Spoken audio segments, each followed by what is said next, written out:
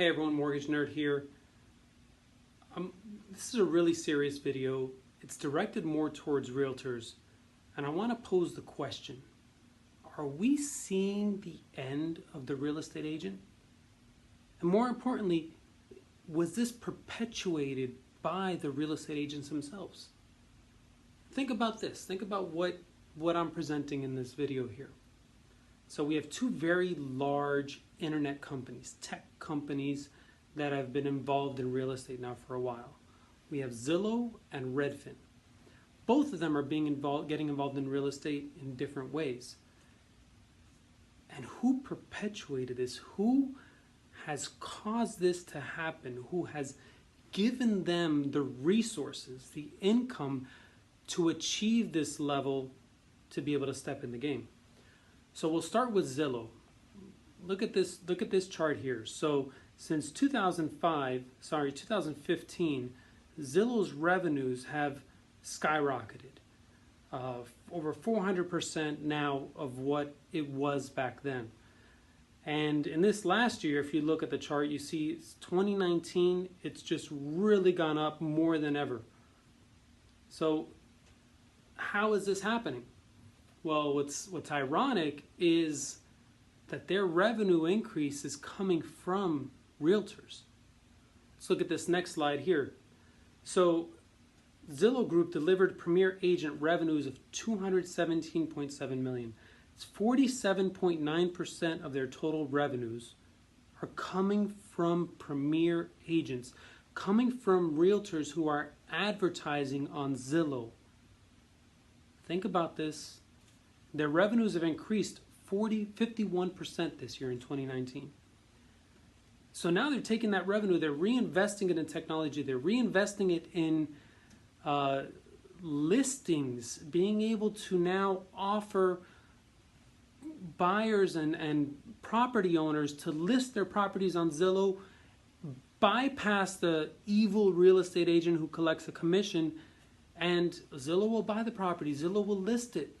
And guess what? So far in 2019, they have 35,000 offers. In the beginning of 2020, they are expanding to over 20 more markets.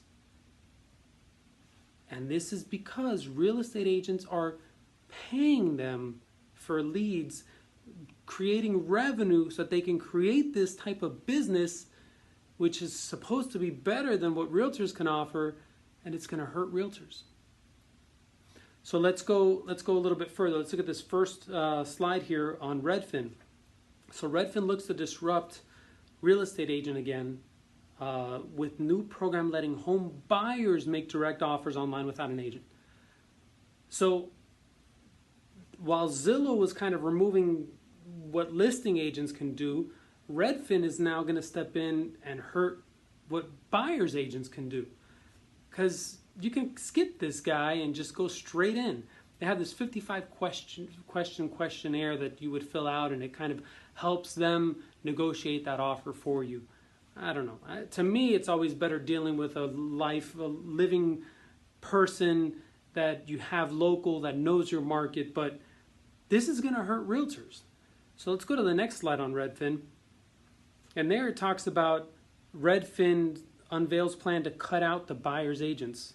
Let's go to the next slide on Redfin. Talking about the CEO and that it's a tech-powered brokerage. It's their second act of changing how homes are bought and sold. So this was a plan of theirs all along. And Redfin also, like Zillow, uses a lot of, or their income comes from real estate agents who are in there advertising and buying leads. So the last slide on this, it's something we've always wanted to do, is what the CEO of Redfin says. But we had to get listing share, a buyer audience, and really build a marketplace where we could put these together. So they needed the realtors to generate this revenue, generate this market share, to then be able to turn on the realtors. So I don't think it's going to be the end of realtors. I was arguing this with someone at dinner last week in DC, who's a real estate investor himself, and he says, oh, you don't need the realtors anymore, you can bypass it. I completely disagree. I think that a lot of people are going to get hurt by this. They're going to get bad deals. They're not going to have the right representation. you also don't realize what happens in a transaction. You need somebody. The realtor is pushing me as a mortgage professional. The realtor pushes the title company. The realtor is a good realtor is a really big part of the transaction. So cutting them out is going to hurt the industry. And there's nothing like a personal touch. I think a realtor is always going to be here, but I do pose a question. Is this the end of the realtor as we know it? Is it going to change and evolve? Well, did financial advisors change and evolve when you started doing online trading? Have we as mortgage professionals traded and evolved when you have, these mortgage apps, which really don't remove a mortgage professional? People think it does, but when you type in that app, they still end up having to talk to a mortgage professional. So think about all of this, especially you realtors. Are you sending your money the right places that are going to help you or hurt you? And this all comes from 2 different videos from National Real Estate Post, so I want to make sure I give them credit for these slides. It's a video blog that I watch pretty frequently. I always have some good information on there, so thank you, National Real Estate Post. Thank you to you realtors. I love what you do, and I hope I didn't upset anyone with the way I started saying, is it at the end of the realtor? I'm definitely a big proponent of using realtors all throughout the process, listing and on the buyer side. So thank you for your time. Mortgage Nerd here, signing off.